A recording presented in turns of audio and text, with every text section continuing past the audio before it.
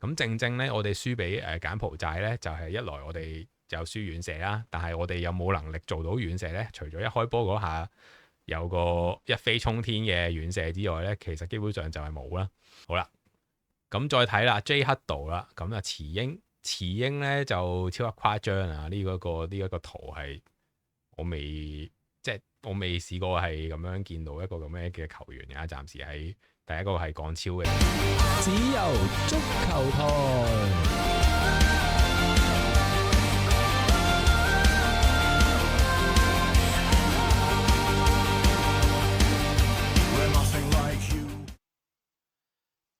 大家好啊！今集咧就主要同大家講呢個香港代表隊，中國香港足球代表隊。我姑且叫呢個節目叫做港隊冷氣軍師啦。咁我希望咧都係透過一啲客觀嘅現實咧，就有機會睇下港隊有冇得再睇將來呢啲比賽啊做得好啲啊。咁講真呢，我一定都係支持港隊嘅，但係大家有啲希望越大就失望越大。咁我希望就藉住俾啲客觀嘅討論啦，就唔好話一味嘅踩啊或者點啦。咁今集嘅節目呢，我估啊時間都係會稍長嘅，因為呢，港隊喺根據我哋上一場對呢個柬埔寨輸2-0之後呢，其實我就做咗一個全面嘅一個分析。咁既然講得做冷氣軍師啊，咁梗係有得我噏㗎啦，係咪先？咁但係咧就都宣傳一下先，只有足球台咧就各大嘅平台咧都可以 search 只有130。咁不定期咧都會做下直播，但係主力咧就係分析下呢個足球嘅。咁都事不宜遲啦。好啦，咁我唔想搞到好似好長咁啊呢條片，咁就即刻咧睇下上一場咧港隊嘅中場線先啦，不如講下好唔好？咁呢，好，又係根據翻我哋之前睇開嘅圖表啦。嗱，呢個呢就係陳俊樂，我哋港隊嘅防中嘅主力人選。咁就睇翻呢嗰個數據呢，就係喺啱啱過去嗰年呢，就喺香港傑志隊呢個隊入邊踢嘅一個職務啦，或者叫做防中位置啦，其實呢係都幾出色下嘅。即係亦都不能夠否認咧，喺港超呢個層面咧，陳俊樂咧喺防守中場呢個位置咧，其實係相對嚟講係都幾叻㗎啦。即係已經係排香港嚟講數一數二嘅。咁最主要咧，我哋上一場對柬埔寨好多球迷詬病嘅咧，就係中場組織唔到嘛。咁所以我哋今集嘅切入點咧，就係主要係中場位置先嘅。咁究竟睇下港隊喺未來嗰2-3年或者將來啦，未來嘅情況下有冇一啲可以做到嘅改變呢？中場雖然大家覺得人選就爭啲㗎啦，咁但係其實呢，我作為冷氣軍師呢，都有啲提議嘅。咁即管睇下去啦，各位觀眾。好啦，咁講翻陳俊樂先啦，就防守方面呢，就真係叫做一個必選嘅人物嚟嘅，但係睇翻年齡呢，就偏3字頭啦都。咁喺將來嗰競技狀態啊等等先唔討論住啦，但係霍斯德道咧都係需要一個接班人嘅啦。咁喺呢個提供支援俾隊友啊傳送方面呢，其實喺港超層面呢，陳俊樂都唔算高嘅。咁你可以見到呢，佢前面嘅呢啲都係一啲外援球員為主啦。咁Sasaki 啊，跟住全部呢，基本上你睇得到嘅呢，都係一啲外援球員嚟嘅。傳送啊，喺呢個中場呢個層面，亦都可以再細分嘅，咁去防中嘛，咁但係呢一個就全部中場計晒落去噶啦。咁再睇啦，另外一位呢，就係我哋另外一個正選球員啊，王威。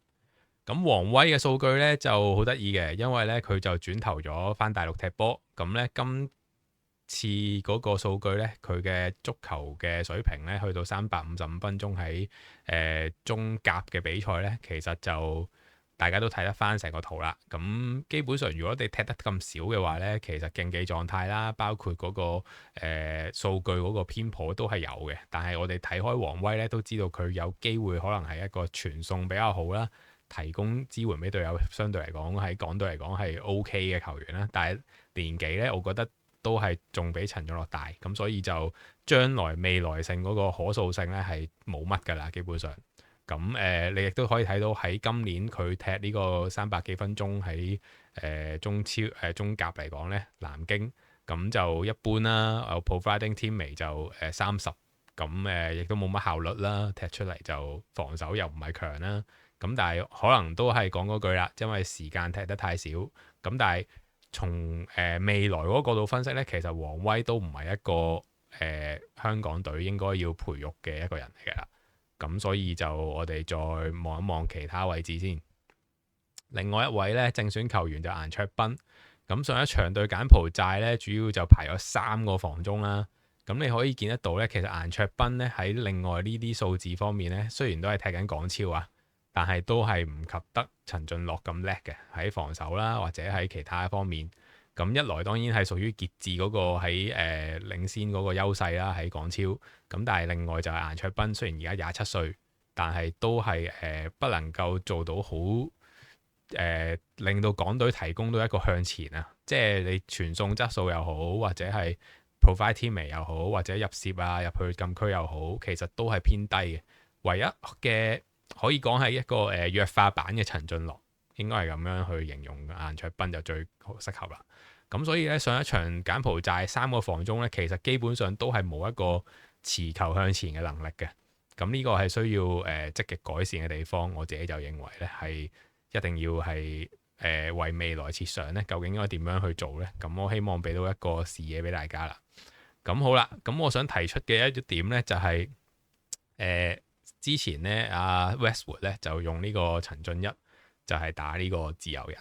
咁我其實咧都想沿用翻呢一個觀點同戰術嘅，因為咧喺頭先3個中場嚟對比咧，一來啦年紀就可能開始偏大啦，咁二來咧就係根本上咧就冇一個好好地可以控制節奏或者傳送嘅球員。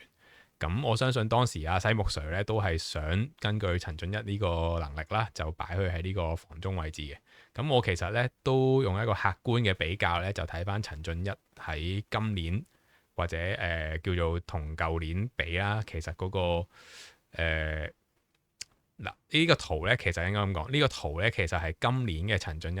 假設佢再翻嚟港超嘅話咧，對比翻舊年嘅數據咧，當然有對比翻嗰個聯賽嗰個能力嘅方面啦。咁其實拉勻出嚟咧就係一個大家見到咧睇先啊，俾大家望清楚先。白色格仔咧就係 CSL 啊，即係中超，跟住黃色格仔咧就係港超。如果你咁樣睇翻呢個畫面咧，就係預計咧陳俊一如果翻嚟港超踢波咧，究竟佢係會有啲乜嘢？咁你見到咧所有嘅基本上嗰個傾向咧，有機會都係向前㗎啦。咁所以咧無論點都好啦，我就係想帶一個維度俾大家，就係陳俊一睇中超嘅層面，呢個其實都毋庸置疑，都唔使睇數據，就係中超嘅水平首先一定係高過港超啦。咁如果佢喺中超踢呢個閘位嘅時候咧，可以做到提供呢個叫做 passing quality 啦，喺中超喺閘位上排第6。咁然之後喺progression 即係帶波向前或者傳送向前都係排第5嘅。咁可想而知咧，其實係有一定嘅道理㗎。阿西木擺去打呢個位，咁我哋再睇一個數據啦。咁究竟點樣衡量呢個 passing quality 呢？其實頭先呢，如果你按照呢一度嘅話呢，我想俾大家睇就係有個人叫做高天意啊。高天意呢，其實呢，佢就係喺中超層面呢，就做呢個傳送呢，質量算係比較好嘅。咁我睇過呢，陳俊一嘅 creative pass 呢，其實係1.3 per 90嘅，喺左閘位嚟講啊。咁我想攞翻嚟講咧，高天意係一個中場球員啦。咁喺中超嚟講都算係名列前茅嘅一個傳送嘅球員啦。咁佢每一90分鐘傳送出嚟嘅創造力傳球咧，都係得0.9嘅啫。咁所以咧，成件事咧當然佢哋個位置唔同，可能個空間唔同啦。咁但係咧，我亦都覺得咧係將陳俊一咧擺翻喺中場位置咧，可以協助到港隊做一個比較好啲嘅一個輸送啊個角色係啦。咁呢一頁咧主要就係同大家講高天意嘅啫。咁呢一頁咧就頭先我講嗰啲數據啦，就係如果你喺 passing quality 嚟講咧，陳俊一係1.3/90嘅。咁然之後咧，其實佢喺佢自己個位置咧，落到底線啊等等咧，其實當然佢踢左閘啦。咁所以你見到佢進攻咧係更加勝於佢嘅防守嘅喺傳送方面啦。咁喺咁樣嘅比較之下咧，就另外又牽涉到另外一樣嘢啦，就係我哋想講余子南啦。余子南咧其實都係喺呢個中超踢緊北京啦。咁但係咧喺佢個位置上咧，其實你見陳俊一同余子南咧都係有呢個遠射嘅能力嘅。咁正正咧，我哋輸俾柬埔寨咧，就係一來我哋就輸遠射啦，但係我哋有冇能力做到遠射咧？除咗一開波嗰下有個一飛沖天嘅遠射之外咧，其實基本上就係冇啦。咁所以咧余子南咧，其實大家如果有了解啦，我其實即係唔需要太了解球員，你都可以睇得到佢係打防中出身。咁所以咧，我有個另外一個提議咧，就係將余子南咧都擺喺防中度。咁亦都係要睇翻佢個數據先，即係唔可以妄下定論噶嘛。咁余子南點解勝任到呢個防中嘅位置咧？首先咧，佢嗰個傳送質素咧喺中超嚟講咧，右閘位咧都係算高㗎。嗱，你見到咧陳俊一就排第5嘅，咁余子南咧就排第9嘅。咁再加上咧 progression 咧，佢又排11，即係大波向前。咁我頭先講嗰個呢個係全部嘅閘位，唔好意思。咁但係所以我就想提出一點啫，其實佢個覆蓋面咧，余子南更加都係高啦。咁防守力亦都係高啦。咁甚至乎你見上一場盧比道安排佢向前做五後衞嗰個翼位向前嗰個位咧，其實佢都 OK 嘅，佢向前嗰個跑動質素。咁輸送隊友啦，作為右閘喺中超嚟講都係算係偏高嘅。咁防守方面可能就中通聽聽啦，但係冇緊要嘅。我哋而家講港隊嗰個節奏嘅話呢，其實我係有住呢個諗法呢，就係將余子南呢放喺呢個防中位置。咁兩個做一個比較啦，其實喺中超層面啦，當然嗰個即係呢個係假設性啊，冷氣軍師，我哋大家傾下偈，大家有咩都可以留言嘅，我又唔係一定啱嘅，但係我覺得係一個理性嘅分析啦。咁喺余子南方面咧，就係頭先講啦，佢係嗰個霸佔佢個位置嗰個力咧，係位置感啊等等咧都係強嘅。咁當然陳俊一偏向於更加進攻化啦。咁你見到傳送啊向前啊都係陳俊一好啲嘅。咁余子南咧就同埋陳俊一咧係有一啲長傳嘅。咁所以如果大家有留意開港隊咧，佢唔會走得即係太深啊！就算對柬埔寨嗰陣咧，其實佢都係喺中前場過少少咧，就放長傳嘅啦。咁所以傳送方面咧，我覺得佢都係屬於數一數二嘅。咁當然佢個能力喺度啦。咁余子南其實都 OK 嘅，我覺得打返呢個防中位置。好啦，咁另外咧就繼續講返啦。孫銘謙，另外一個我哋之前咧就喺呢個柬埔寨嘅時候咧就正選上陣嘅球員啦。咁佢上陣嘅時候咧，其實係踢呢個左翼位嘅。咁我亦都想提出一點咧，就係孫銘謙咧呢幅圖咧，大家見到啦，喺佢之前踢東方嘅時候咧，佢係大家有印象咧係踢前鋒會入波啊，或者踢翼會入波啊。咁但係咧去到中超啊，返咗大陸之後咧，其實咧佢就變咗打閘位嘅。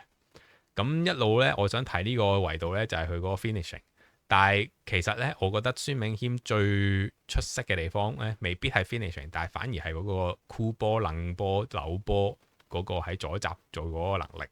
咁你見得到上一場咧，柬埔寨其實佢都做咗一啲動作行為咧，都係扭過咗對面嘅。同埋我哋另外嗰個射門咧，除咗頭先一飛沖天嗰個咧，另外嗰個就係佢喺左閘位咧衝入禁區咧接應呢個傳中。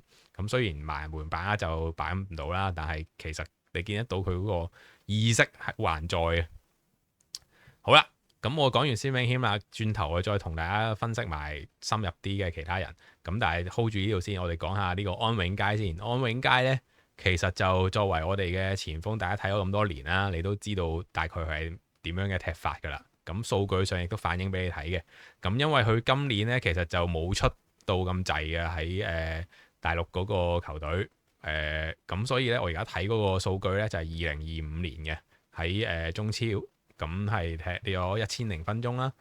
咁你見到呢，佢係非常之唔擅長去壓迫㗎，極度唔擅長壓迫㗎。如果係中超 level，咁如果我哋 suppose 我哋香港隊國際賽都係咁上下 level 中超嘅時候呢，其實佢都唔係一個壓迫型嘅球員嚟嘅。咁佢最叻在係咩呢？就係頭槌啦，頭槌嘅威脅啦，同埋關於嗰個 hold up play 啦，作為9號位都 OK 嘅。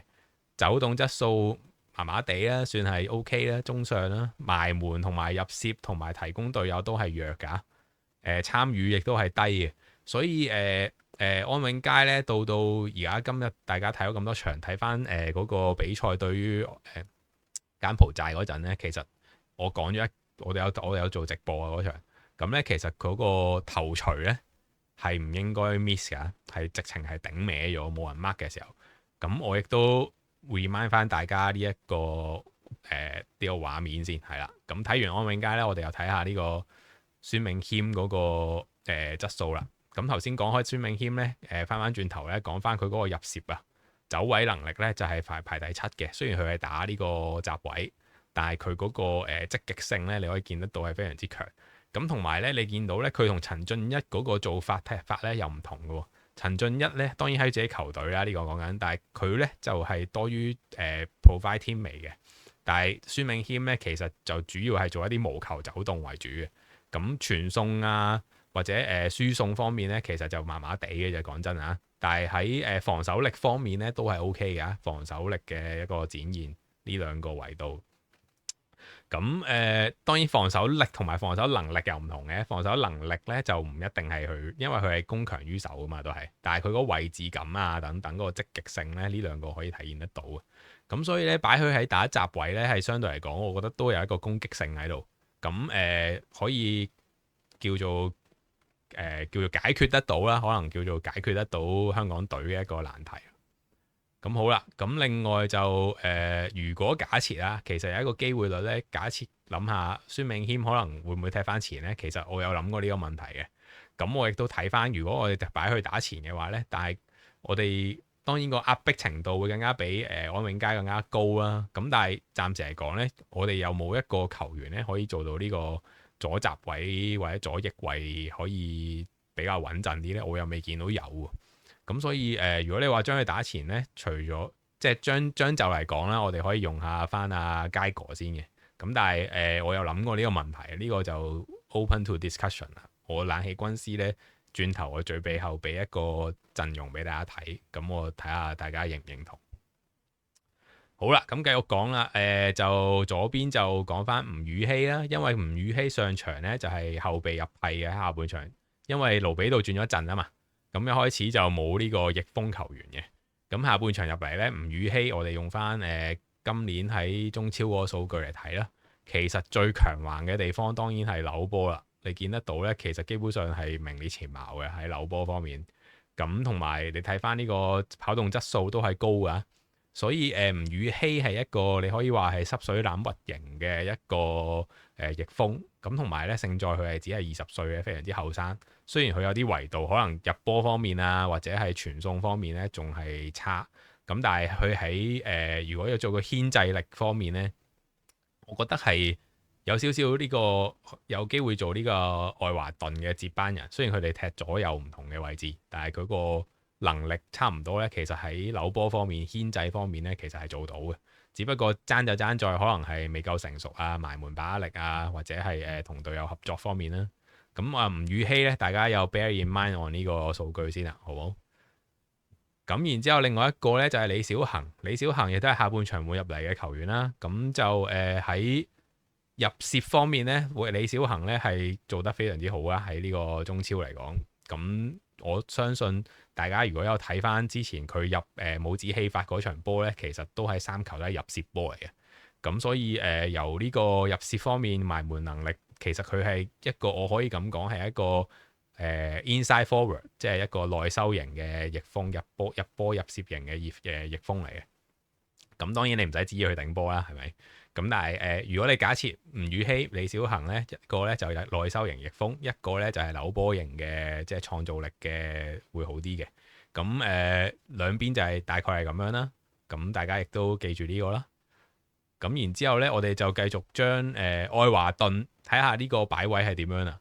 愛華頓咧喺港超呢一個方面嗰個數據咧踢咗15分鐘啦，咁基本上咧就 finishing 咧就都係冇得好講啦，僅次於呢個 Kanda 啫。咁但係愛華頓大家睇開波都知㗎，佢係港隊嘅基本上係一個代表靈魂性人物嚟嘅。咁基本上你踢個波俾佢咧，之前咧就係可以創造咗啲奇蹟出嚟嘅。但係上場咧，由於佢同安永佳可能接近一個5-3-2啦，可以叫咁，所以咧佢就相對嚟講喺中間嘅時候咧，可能就冇咁習慣。當佢又去翻邊咧，我記得一球咧佢就係推甩咗腳，跟住就俾人食埋位嘅。咁嗰個係唯一一個咧，我對佢有印象嘅地方就係同埋有幾下咧，佢喺中後場即係落咗嚟深啲嘅位置攞波咧，就都係甩㗎，即係嗰個狀態睇得到咧，都係一般嘅啫。咁但係無論點都好啦，喺港超層面咧，佢哋係一個代表性嘅人物嚟嘅，喺港隊嚟講。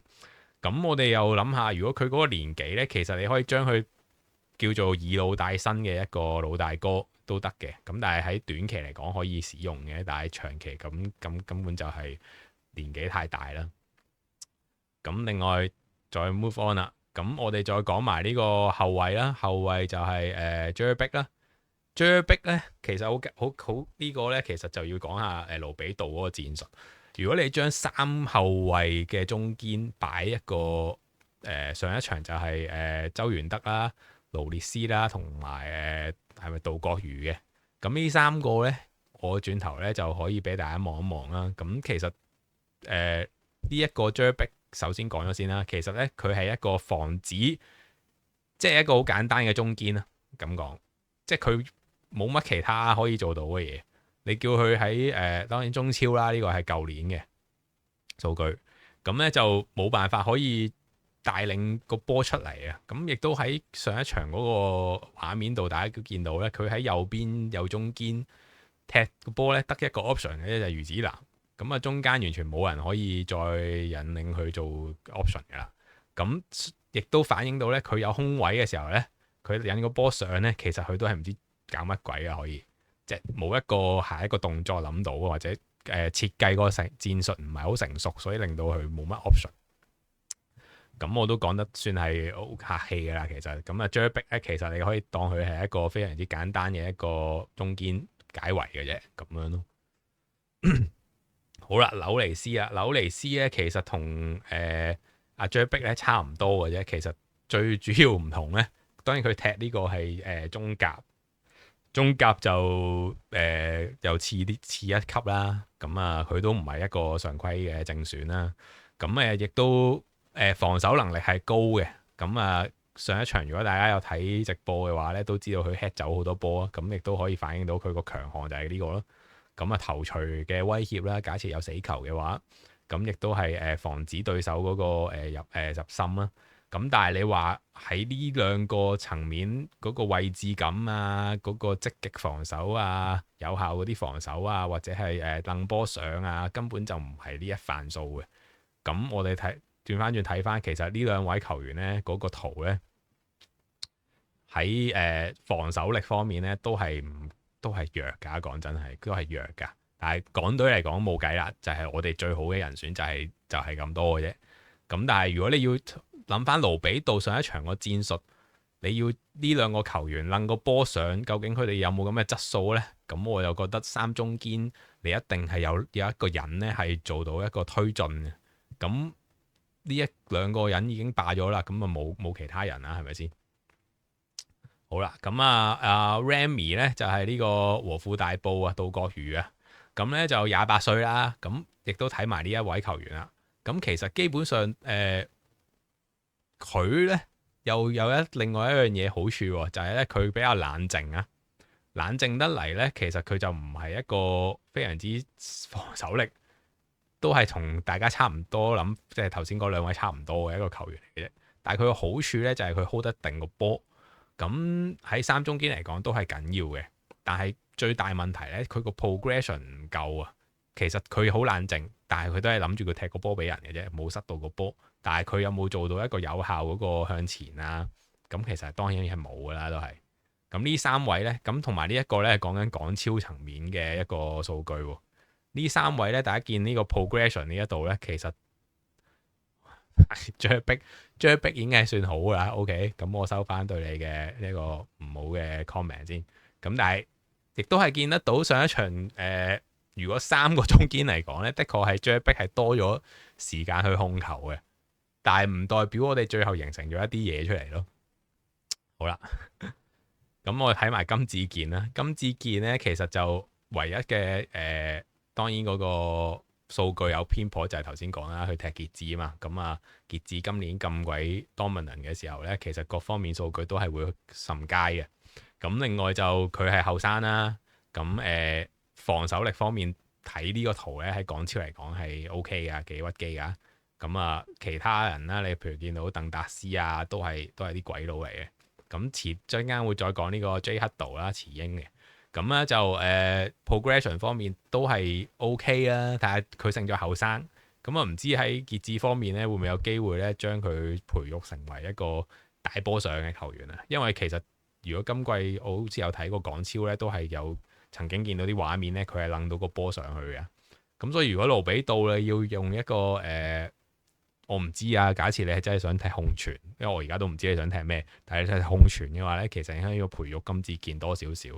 咁啊，紐尼斯有30歲啦，咁啊 J 逼其實都 OK 嘅。咁啊，另外杜國瑜啦，都有28歲。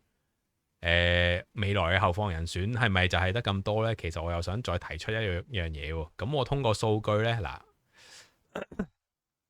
，passing quality 呢，呢度我要暫時 show 俾大家嗰個 passing quality 先啊。passing quality 呢，就我揾到一個球員呢，就跟翻數據先，就係一個 OK 嘅一個係踢流浪嘅梁偉峰啊。咁咧轉頭撈一撈俾大家睇啦。咁但係梁偉峰我而家呢度撳咗出嚟啦，就係咧佢嗰個數據咧就係 pass into final third expected threat per 90咧，其實係算高啊。但係我就好少睇標準流浪嘅波。咁我作為一個當係睇數據出身嘅一個分析人員啦，咁有機會咧我就會 highlight 呢一個球員俾大家睇下先。咁我唔知大家應該睇港超熟過我啊。咁啊梁偉峰咧，如果就咁睇數據咧，佢喺標準流浪咧屬於一個向前嘅一個做得比較好嘅傳送方面係做得比較好嘅一個中堅嚟嘅。咁大家見到咧，佢就咁睇應該係踢左邊啦，係啦，左邊出波呢個路數係 OK 嘅。咁但係當然佢防守力咧就一般般嘅，我睇過啦。咁所以咧，我又想提出一樣嘢，就係如果係配合唔到同埋梁偉峰係25啊，好似係啦。咁啊，如果係配合唔到呢個想帶波上呢個現有嘅中堅呢，咁不妨係咪應該考慮下一啲新人啊，去嘗試下呢？反正都係有賽，咁我見都係一個好即係有叫做有 potential 嘅球員啦。咁大家如果嘗試比較更加熟嘅，或者睇得開港超多嘅，你又可以留言睇下係咪啱啦。咁嗱，金志健呢，我而家撈翻出嚟啦。金志健嗰個 passing quality 就係咁樣嘅。咁作為一個後生潛力啦，咁啊梁偉峰呢，其實就高於佢嘅。咁所以呢，你話如果喺後場 build up 啊，假設真係要 build up 啊，咁係咪可以考慮下梁偉峰呢？嗱，俾大家再睇清楚啦。Pass into final third 啊，尤其是呢一個啊，就係入到人哋三閘線附近嗰個位置嗰個傳送嗰個質素啊。咁啊，梁偉峰可以大家 highlight 下啦。咁啊，我期待收到大家嘅一啲 comment 嘅。好啦，咁再睇啦 ，J 黑道啦。咁啊，慈英咧就超級誇張啊！呢一個圖係我未試過係咁樣見到一個咁樣嘅球員啊。暫時喺第一個係港超嘅就係慈英啦。好啦，咁就踢閘位啦。咁同其他閘位球員比較咧，全方位都係 OK 嘅。咁我哋最終咧就唔想 go through 話佢最叻係乜嘢，但係你見得到喺上場柬埔寨佢上到嚟咧，雖然佢係有啲會係飛鏟啊、拉人啊、犯規啊，但係佢因為佢係暴力般青訓出身啊，我會覺得係合理啊。即係你作為後衞冇理由俾人過嘅啫。咁但係要收斂嘅嘢，當然亦都要隨住時間增長去改善啦。咁但係喺佢進攻方面咧，其實你見到佢上咗嚟之後咧，上場都係下半場入替。喺呢個右閘上嚟之後咧，其實佢成日放一啲咧直線波啊，咁佢好希望呢，有一啲人呢係可以行到去勒布嘅右邊接到佢啲波，但係好可惜呢，佢啲波呢就傳晒俾對面嘅一隻守門員呢，就出底線啦。咁但係你見到呢，佢想做嘅嘢呢，其實佢係積極地向前傳嘅。我覺得呢一個係非常之好，同埋再加上呢係21歲嚟講係非常之後生。我哋已經有一個咁好嘅一個 potential 嘅右閘嘅人選啦。防守力方面，我覺得呢都係高啦。當然呢個傑志嘅一個標準差嘅問題啦。咁但係睇畫面呢，其實池英嗱又後生，又有爆發力，又有鬥心，又有呢個向前進攻個意識。最終踢唔踢到出嚟唔知啦。但係喺港隊嚟講呢，絕對係將來嘅第一把交椅啊！我認為啊。好啦，跟住就馬希偉啦。馬希偉呢，其實第一場對友賽對蒙古呢，我覺得係佢踢得幾好啊。我之前嗰個片都有講過。咁但係去到第二場呢，盧比杜呢就揾佢 mark 住對手嗰個防中嗰個4號嗰個外援啦，嗰個入籍兵大隻仔。咁所以呢，喺畫面上呢，睇佢係隱形嘅，因為佢係一個工兵嚟嘅，基本上對柬埔寨。咁我哋睇翻喺今年呢，其實佢啱啱上咗去大陸踢波啦。我哋睇翻舊年嘅情況呢，喺呢個東方。咁我哋睇翻佢基本上呢，最叻嘅位係乜嘢呢？就係踢港超嘅時候呢，就係佢個埋門就係屬於華人球員嘅一個 potential 嘅人物啦。咁我覺得喺港隊嚟講啊，如果將來呢，其實佢係屬於一個可以做前鋒或者可以做一個隱形2號前鋒嘅一個攻擊中場位置嘅球員嚟嘅。咁當然你唔能夠預期佢可以做晒所有嘢。咁但係睇嗰個進攻意識呢，其實我覺得佢係屬於一個入攝型啊。因為上場呢，大家可能會覺得佢犯咗錯啊，因為俾人偷咗個波啊，回傳嗰下。但係佢嗰下呢係回身背身。跟住個波可能有少少彈起咧，佢就想回嘅時候咧就撻咗少少，跟住就個波唔夠力就俾人推啦，推完之後就入波啦俾人。咁但係年輕球員咁，我覺得係犯錯都好正常。但係問題就係點樣可以利用佢嗰個好處同埋優勢再培養佢啊嘛。如果你叫佢背身攞波嘅咁啊，梗係瀨嘢啦。咁但係馬希偉點解話我第一場話佢踢蒙古嗰場踢得好咧？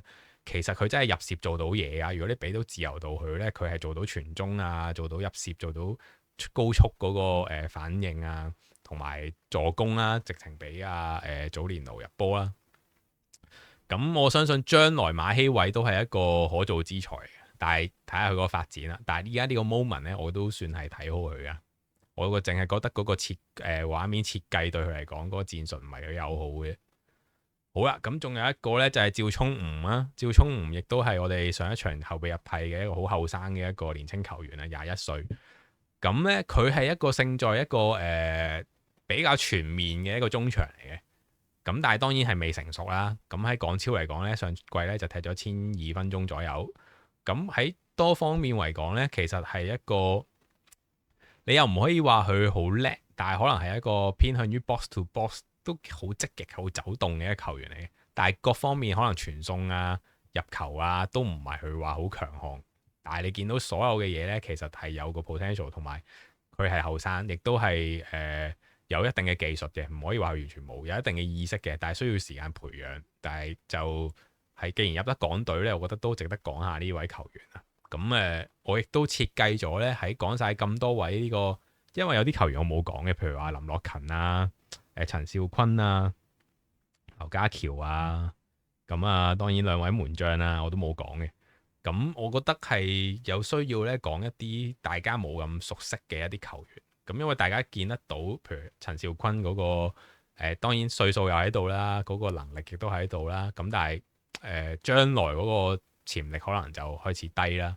咁所以我又想就住呢個情況咧，咁啊劉家喬其實我覺得佢。首先你要喺港隊都有得出先得嘅，咁但係你見到盧比杜可能亦都唔係好想用佢，我又冇真係揾阿劉家喬啲 data 出嚟嘅，但係我相信佢係一個屬於都係類似劉智樂嘅一個版本嘅前鋒，即係都係一腳射門就係咁嘅啫。咁你要佢做串連可能都係，但係其實劉家喬打前都唔係唔得嘅，但係你要揾佢做支點呢，就一般般。好啦，咁就講咗咁耐啦，我其實咧冷氣軍師去到呢一度咧都差唔多35分鐘。咁就我有出兩個陣容俾大家睇下嘅，咁我希望大家望下啦。好啦，咁啊首先講下呢個4-3-3陣容先，我先唔理門將位置先。嗱，4-3-3咧，我屬意咧就金志健打右中堅，左中堅咧就係紐尼斯拍張壁嘅。咁啊視乎嗰、個叫做時間嗰個過去嗰個程度啦。咁我相信未來嚟講，30歲嘅紐尼斯咧，去到可能32、33咧，都可以仲有能力踢到嘅。如果冇其他人上到嚟啊，咁啊當然鍾樂安都係一個選擇嚟嘅，但係就唔喺呢個討論範圍啦。咁啊 Jer 壁啦，其實你揾呢兩個人咧做一個簡單嘅清波或者最後一人咧，我覺得係算係唔錯。金志健就係頭先講啦，就係睇下佢最近嘅 development 啦，睇下如果佢真係有機會掕到個波做一個控到波嘅一個中堅掕波上嘅咧，咁其實絕對係非常之有幫助。咁然之後咧，我嘅建議咧左右閘咧就係孫銘謙同埋池英呢兩位球員咧，絕對係攻強於守啊！如果真係想睇進攻足球嘅話咧，就必須係將呢兩位球員咧放喺左右。咁但係當然有人話余子南都得噶嘛，咁但係我又覺得余子南拍陳俊一喺防中位咧係會對港隊嚟講更加好。頭先講過啦，其實兩個都係機動，兩個都有遠射能力，兩個都可以做到掃檔同埋傳送。咁啊余子就偏向於入攝多啲啦，陳俊一可能就會相對嚟講可能調度嗰個教炮多啲啦。咁趙聰吳咧就頭先都講啦，一個類似 box to box 嘅一個年青球員，我覺得係可以培育啊。佢又可以同馬希偉咧就互調啦。喺呢個陣容底下咧，我覺得馬希偉咧頭先講就係可以做正選前鋒，但係要落嚟攞波嘅，或者可以打趙聰吳嗰個位咧就偏向於入攝嘅。咁啊睇下呢個選擇啦。咁前線方面咧，我覺得短期嚟講咧，愛華頓同安永佳係可以繼續用嘅，不過只能取其一，因為愛華頓咧你要去真係踢足全場，我覺得打翼咧有少少係浪費咗啦。而家開始就有啲跌喎，咁我不如咧就出呢個李小恒同埋吳宇希。咁啊李小恒嗰個強項，大家頭先睇到啦，就係一個入攝型嘅翼鋒啊嘛。咁我相信咧佢可以入到波嘅。咁啊吳宇希就係一個盤扭型嘅翼鋒啦。咁當然要內切啊，製造一啲威脅俾孫銘軒 overlap 啦。咁啊，池英去到如果落到底線或者係理想底下45度出波都 OK 啊。咁中間如果有安永佳嘅話，就係可以做到一個頂頭錘嘅。咁但係如果你要愛華頓或者安永佳去撲或者去逼搶呢，我又覺得唔係好現實啦。咁所以點解會將馬希偉有機會打呢個位呢？其實馬希偉、吳宇希同李小恒呢，如果佢哋嗰個喺中國發展得好，佢個體能情況咧應該係會再更加好啲嘅，因為佢哋有後生。咁啊加上趙聰吳嗰個如果真係成熟到咧，其實幫到阿一仔同埋阿余子南啊。咁呢一個陣容咧就非常之進攻型嘅，亦都係可以做到掃檔，因為陳俊一同余子南嗰個機動力係非常之夠，我覺得啊。咁啊最後當然就交俾掃檔嘅就係中堅啦。咁啊求其如果你清波嘅，咁呢兩位都做到嘅。咁啊再 regroup 翻再守咯。咁最主要嚟講，點解中場中係可以落嚟攞波？因為而家咧我自己睇咧就係呢個現代足球有個趨勢咧，就係將呢個8號位或者6號位咧呢兩個即係防中呢兩個位，或者甚至乎10號位咧假落嚟攞波咧係一個趨勢嚟嘅。因為你由後場 build up 嘅時候咧，你可能多一個人落嚟攞波咧，其實就製造到一個優勢喺度啊！即係如果咧我用一個英超嘅層面，你就用一個班拿度斯華啦，或者奧迪加特啦，其實都係呢一種球員，佢哋可以落到去自己嘅中場或者中堅啊，甚至乎位置攞波。咁引球進擊嘅話咧，其實都係慢慢再 build up 上去嘅。咁啊，唔知道盧比道有冇呢個諗法啦？但係呢一個咧就係我所認為嘅一個相對嚟講咧比較係年青得嚟又平衡到攻守而又有 potential 嘅一個陣容，就係4-3-3。咁至於你話如果真係要用翻3後衞咁點呢？我又有另外一個陣容喎。咁我姑且都叫佢為咧呢個5-2-3+9陣容。好啦，咁前面3個呢，我就捨棄咗呢個安永佳同埋呢個嘅愛華頓啦。咁可能呢一個呢，稍嫌呢，就係一個比較更加進取啲嘅諗法嚟嘅。咁我唔知道馬希偉有冇咁嘅能力呢，可以做到一個前後都係佢嘅一個做法啦。咁如果唔得嘅話呢，可能趙聰吳又得唔得呢？唔知道啦。咁但係呢一個最大嘅 question mark 呢，就係中間嘅中鋒同埋中堅梁偉峰呢個位啦。咁同頭先最大嘅唔同係咩呢？就係如果梁偉峰假設係由數據睇到，或者之後有人再講嘅時候呢，係有機會做到一個向前傳送嘅話呢，咁就呢，一仔嗰個同埋余子南呢，就可以再搶少少。咁甚至乎你唔好話叫佢做到一個向前傳送啦，你向側邊傳送都好啊。咁啊，池英啊、孫銘謙啊，咁包括呢，我希望做到係乜嘢？一個小球嘅陣容，譬如話吳宇希，你見到馬希偉、李小恆呢，我都係有個箭嘴呢，叫佢哋落嚟攞波啊。咁呢度會 create 啲乜嘢呢？如果作為教練個諗法呢，假設啦，我而家就咁呢，將呢個好簡單拉2個圓圈喺度。呢2個就係對手嘅一個中堅啦，你估預話當係咁。當佢哋落後嘅時候攞波呢，我俾埋2個後衞佢先。如果呢4個後衞喺勒布佢哋 cut in 入嚟呢個位向後嘅時候呢，咁會製造到一個問題呢，就係咁假設對手係一個4-2-3-1又好，或者4-3-3雙防中都好啦。咁究竟邊個 mark 呢一個吳宇希同埋李小恆呢？甚至乎馬希偉呢，其實會 create 到一個好大嘅問題俾呢2個中堅嘅。咁當然冷氣軍師就係冷氣軍師啊嘛。咁我都係用我嘅諗法、想像力去假設呢個問題嘅啫。咁如果係大家順住我呢個諗法嘅話呢，其實你可以做得到嘅係乜嘢呢？就係一個好緊密嘅中場。你可以諗到呢，就係有5個球員呢喺呢個位，包括陳俊一、余子南、吳宇希、馬希偉同埋李小恆。